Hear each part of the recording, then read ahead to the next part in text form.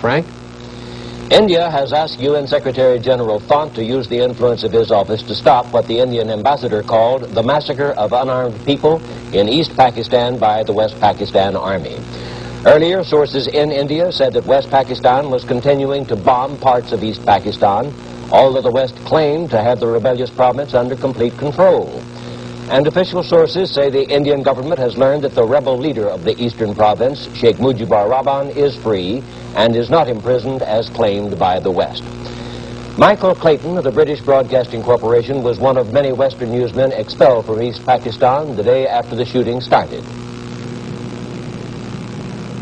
I was in the lobby of the Intercontinental Hotel in Dhaka last Thursday night when Pakistan soldiers suddenly hauled down the East Pakistan independent flag outside the hotel and burnt it. When I tried to leave by the hotel front door, they pushed me back at gunpoint. The army clampdown on Dhaka had begun. It was a ruthless exercise in intimidating the city's virtually unarmed population. Later on Friday, from the hotel, we watched tanks rumbling through Dhaka's mostly empty streets. Occasionally, a few warning shots were fired to keep people indoors. There'd been very little resistance by East Pakistan independence volunteers. An ordeal by fire was the next phase in the army's plan to quell Dhaka's resistance to the central government. Huge fires were started, including the students' hostel and some of the most crowded housing areas. Wrecked cars marked the spot where during the night I'd seen troops demand surrender from local people. Then they fired into the alley and burnt down a pro-independence newspaper office.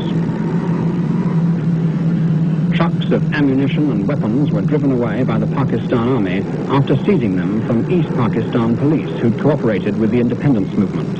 Some East Pakistani soldiers were also disarmed by the West Pakistanis. The army broadcast curfew warnings and wrenched down independence flags from Dhaka's shops and houses. There were tough penalties for showing the flag after that. Mr. Bhutto, the West Pakistan People's Party leader, was given safe conduct out of the Intercontinental Hotel. He'd been attending the constitutional talks with the president. The troops warned us they'd fire at cameramen, and this film was shot by a French team from the hotel windows.